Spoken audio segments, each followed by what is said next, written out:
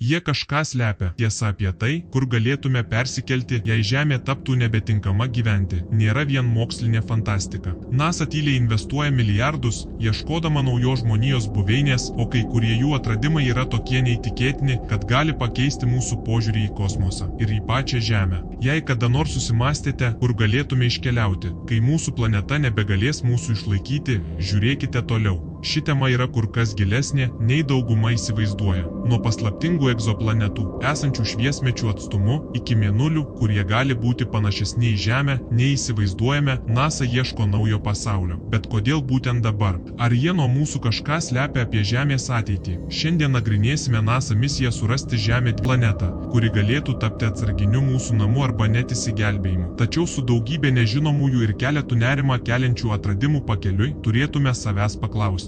Ar tikrai ten bus geriau? Štai problema. Žemė susiduria su grėsmėmis iš visų pusių. Klimato kaita, tarša, senkantys ištekliai. Mes pernelyg greitai naudojame viską, ką turime. Mokslininkai teigia, kad per ateinantį šimtmetį padėtis gali tapti, švelniai tariant, nepatogi. Blogiausiu atveju susidurime su realia tikimybė, kad mums prireiks naujos planetos. Tačiau tai nėra taip paprasta, kaip tiesiog susikrauti daiktus ir iškeliauti. NASA supranta, kad mūsų Saulės sistemoje nėra planetų tinkamų žmonėms gyventi.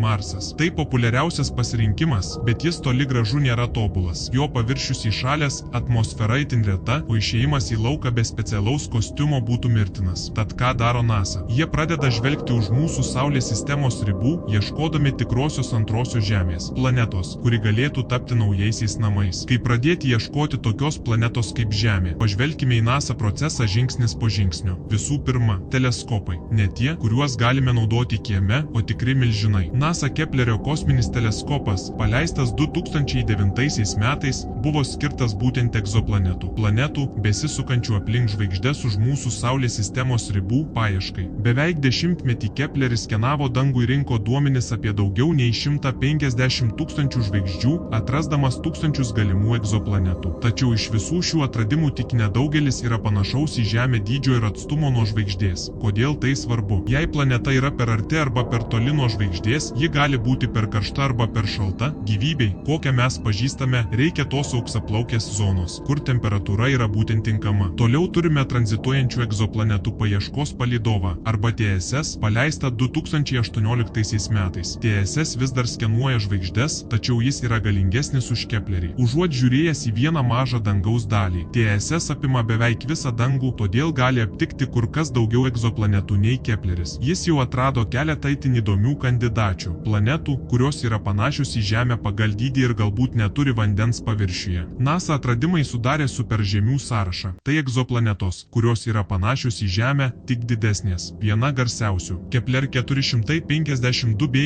yra maždaug 1400 šviesmečių atstumu ir mokslininkai ją vadina Žemės pusėsere. Kepler 452b sukasi aplink žvaigždę, panašiai į mūsų Saulę, ir yra toje gyvybei tinkamoje auksaplaukės zonoje. Tačiau yra viena problema. Mes nežinome, ar ten yra vandens, atmosferos ar net dirvožemio. Mes tik žinome, kad tai didžiulis akmuo kosmose, kuris atsitiktinai yra tinkamoje vietoje. Čia įsijungia Jameso Webo kosminis teleskopas. Šis milžiniškas, pažangiųjų technologijų teleskopas, paleistas 2021 metais, jau keičia mūsų žinias apie tolimasias planetas. Su Jamesu Webu NASA gali ne tik aptikti planetas, bet ir tirti jų atmosferas. Taip, iš milijonų kilometrų atstumo galime gauti užuominų apie tai, ar planeta turi debesis, dujas ar net gyvybės ženklų.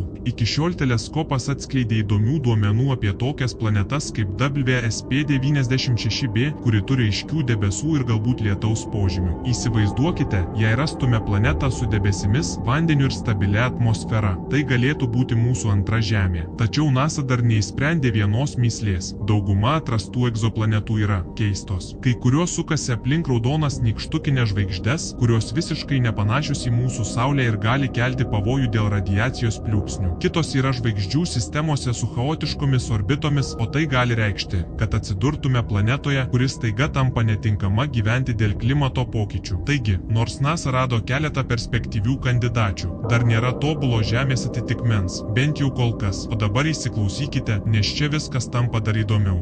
2020 metais mokslininkai, dirbantys su NASA, atrado planetą, pavadintą TOI 700 diena ji yra vos 100 šviesmečių atstumu. Kosmoso mastu tai visai arti. Ši planeta sukasi aplink šaltą nykštukinę žvaigždę ir yra toje gyvybei tinkamoje zonoje. TOI 700D išskirtinė tuo, kad joje galėtų būti skysto vandens, savybė, kurios jokia kita atrasta egzoplaneta negali patikimai pasigirti. Jei ši planeta tikrai turi vandens, tai gali būti geriausias mūsų kandidatas į antrą Žemę iki šiol. Bet yra dar vienas posūkis. NASA ieško ne tik planetų, jie taip pat rimtai tyria mėnulius. Ar esate girdėję apie Europą, ledinį Jupiterio palydovą? Europa padengta ledu, bet mokslininkai tiki, kad po juo slepiasi didžiulis vandenynas. O kur yra vanduo? Ten gali būti ir gyvybė. Dar yra Titanas, didžiausias Saturno palydovas, turintis skysto metano ežerus. Taip, skamba neįprastai, bet metanas iš tiesų gali palaikyti tam tikras gyvybės formas. NASA netgi planuoja misiją, pavadintą Dragonfly, ketindami ištirti Titano paviršių ir ieškoti mikrobinės gyvybės ženklų. Jei nepavyks rasti tinkamos planetos, galbūt vienas iš šių mėnulių taps mūsų naujaisiais namais. Taigi, kokia galutinė išvada? NASA Žemės antrosios paieškos yra intensyvesnės ir svarbesnės nei bet kada anksčiau.